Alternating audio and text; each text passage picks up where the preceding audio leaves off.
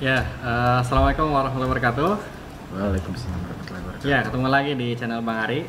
Sekarang kita sudah bertemu dengan bintang tamu namanya Sadam, Muhammad Sadam ya? Iya, Muhammad Muhammad Sadam. Dan beliau ini sangat terkenal di kalangan wanita. Iya.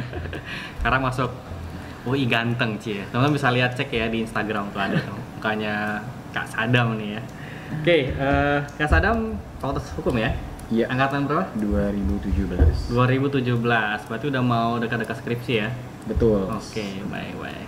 Oke, Kak Sadam udah di FHUI nih guys, dan kita sekarang sebenarnya lagi di FHUI. Jadi ini sedikit gambar aja ya, buat teman-teman yang masuk FHUI ini, kita lagi di kampusnya. Oke, waktu ke FHUI itu lewat jalur apa Kak Sadam? Dulu jalur ujian tulis SBMPTN. SBMPTN, sekarang UTBK namanya? UTBK. UTBK, jadi dari sekian ribu yang daftar ya, Iya. yang kepilih hanya Waktu itu sih dari 12.000 orang sih ya, yang terpilih dari jalur SBMPTN tuh 175. 175. Satu banding berapa? 12 kali ya? Kurang tadi. Kurang tahu nih matematika. Oke. Lulus masuk FHUI. Kenapa milih FHUI? Dulu sih ada istilah alasan receh sih ya, kayak dulu tuh kurang bisa banget matematika, nyari mana jurusan yang nggak bisa, yang kurang banyak matematikanya. Terus dengar-dengar wah hukum nih, matematikanya nggak ada. Nah, jadi dulu pertama kali tertarik ke hukum tuh itu. Tapi pas dicoba tanya-tanya lagi gitu, kayak ubah pola pikir kan, bahwa ya bukan masalah matematikanya bisa atau enggak gitu, tapi gimana prospek itu fakultas, gimana itu prospek kedepannya bisa survive atau enggak di situ. Gitu. Akhirnya banyak pertimbangan, nanya-nanya ke senior-senior, jatuhlah kedua pilihan waktu itu, hukum sama akuntansi. Tapi balik lagi, Akuntansi hitung-hitungan. matematika. Jadi karena kurang baik di matematika, akhirnya milih ke hukum. Fakultas Hukum. Dan lolos di SBM Tulis. Alhamdulillah. Oke, FHUI itu ya. Berarti kalau misalnya kita bicara FHUI, udah masuk nih, lolos kan? Bisa gambarin singkat nggak sih? Kuliahnya itu kuliah kita belajar apa aja, dan beratnya sih, dan ada nggak sih mata kuliah yang susah banget lulusan misalnya, atau misalnya ya berat lah gitu. Kalau di hukum itu di fakultas hukum ini sih ya, untuk semester pertama itu biasanya semester penghantar. Gitu ya. Jadi ya mata kuliah hukumnya itu cuma dua ya, yang berkaitan banget sama hukum, namanya pengantar hukum Indonesia sama pengantar ilmu hukum. Masuk ke semester 2 itu udah mulai ngomongin tentang asas-asas hukum gitu. Dasar-dasarnya lah gitu. Ntar ketemu asas-asas hukum pidana, asas-asas hukum perdata gitu. Semester 3 itu udah mulai mengenali hukum itu sendiri secara keseluruhan, tapi belum ada yang berbau praktek. Gitu. Jadi mulai dari semester 3, 4, 5 itu udah mengenali hukum itu sendiri, hukum-hukumnya lah. Gitu. Jadi ya meskipun nanti ada diselipin asas-asas juga sih gitu. Semester 6 barulah mulai praktek-praktek gitu, praktek perdata sama pidana. Semester 7, semester 7 baru deh mulai masuk tuh, tergantung dari mahasiswanya. Kalau dia udah bisa syarat skripsi ya, itu 114 SKS, dia bisa skripsi gitu. Sambil ngambil mata kuliah yang lain. Sambil ngambil mata kuliah yang lain dengan syarat dia juga ketika skripsi diambil jumlah SKS-nya udah 144, karena syarat lulus kan 144. Iya, 144. Gitu. Jadi tergantung siswanya bisa semester 7, semester 8. Kalau ditanya susah atau enggaknya ya selama menjalani kuliah sih, ya bisa saya bilang sih awal-awal masuk ya mungkin butuh adaptasi gitu ya. Karena jujur aja di masa kuliah SMA ya itu kan nggak ada yang berbau-bau hukum gitu. Jadi sosiologi ya kan. Pas semester 1 ya paling ya tadi sempat menyesuaikan sih gitu. Cuman ketika melewati itu ke depannya sih oke sih, bisa banget dijalani sih gitu.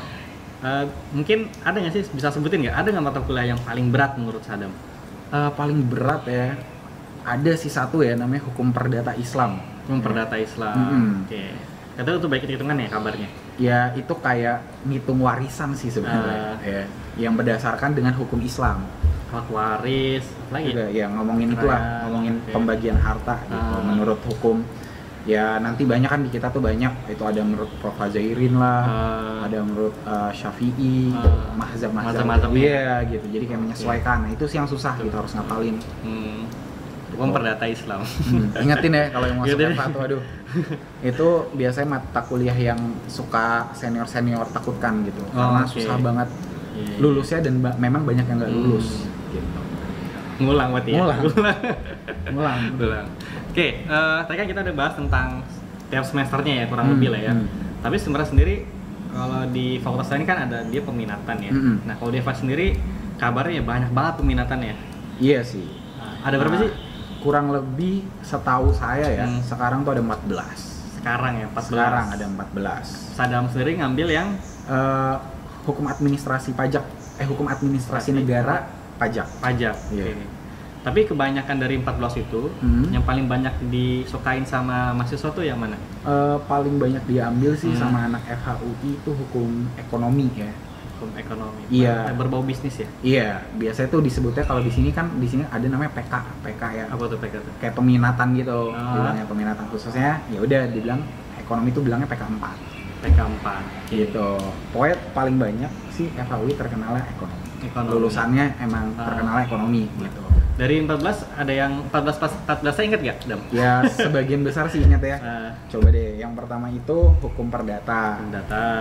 Terus hukum perdata internasional. Hukum Islam.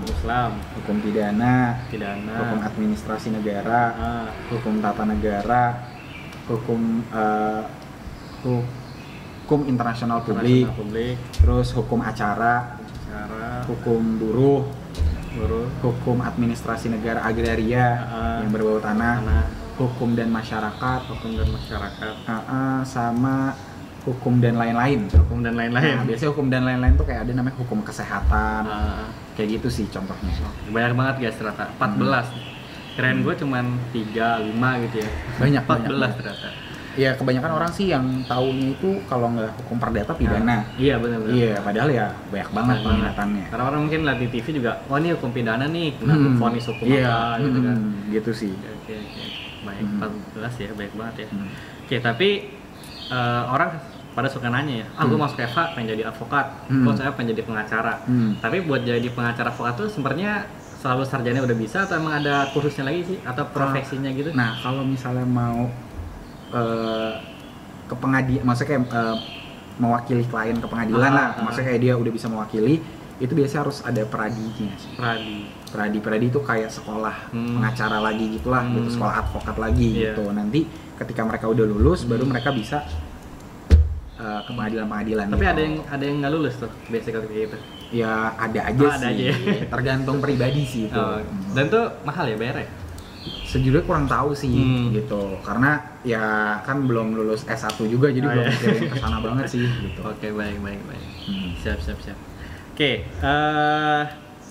FHUI itu tadi kayak peminatnya banyak ya, tapi sebenarnya karena peminatnya banyak berarti kan tingkat kompetitifnya luar biasa ya.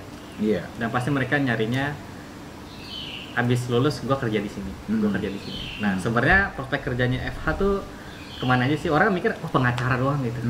Tapi sebenarnya mungkin bisa lebih luas mungkin. Iya, kalau dibilang prospek kerja sih ya menurut saya. Nah, ini salah satu alasan saya masuk hukum lagi setelah saya pertimbangkan matang-matang tuh ya.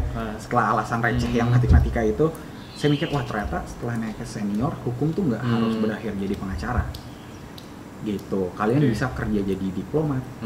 Gitu. Kalian bisa kerja di bidang ya tapi tetap bersinggungan dengan legal sih gitu ya. Tapi nggak harus jadi pengacara gitu. Mungkin kalian bisa di kantoran, kerja bagian legal di kantoran, atau kerja di law firm, firma-firma hukum gitu. Ya intinya luas banget sih gitu. Kalaupun emang udah pengen bener-bener hukum banget ya, itu bisa nanti namanya profesi, sekolah profesi. Contohnya jaksa. Notaris. Jatuh tuh sekolah profesi maksudnya S2. Gitu. Itu udah benar-benar khusus banget lah intinya. Tapi kalau misalnya orang yang, tapi kalau jadi hakim tuh sarjana bisa ya?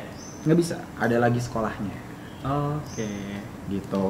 Jadi intinya sih kalau baru S1 ya belum, ya istilah itu baru masih pengacara-pengacara, belum ada ya tingkatan masih tingkatan bawahnya lah gitu. Betul.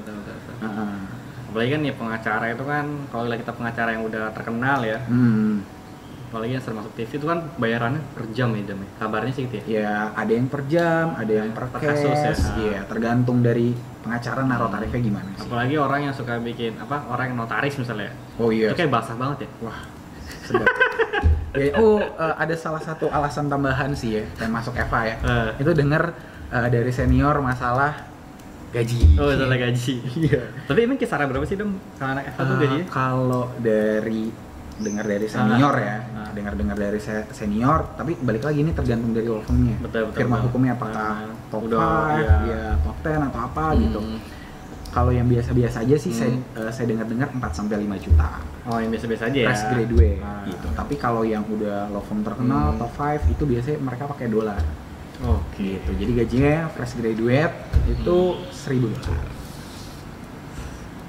Wow. Iya, lumayan ya. Lumayan Banget. Lumayan. Wow, gitu. $1.000. Kenapa gua harus EVA ya? Oke, aja. Terus sih. Baik. Wah, pantesan orang pada berbondong-bondong ke EVA ya, apalagi di UI ya. Iya bisa.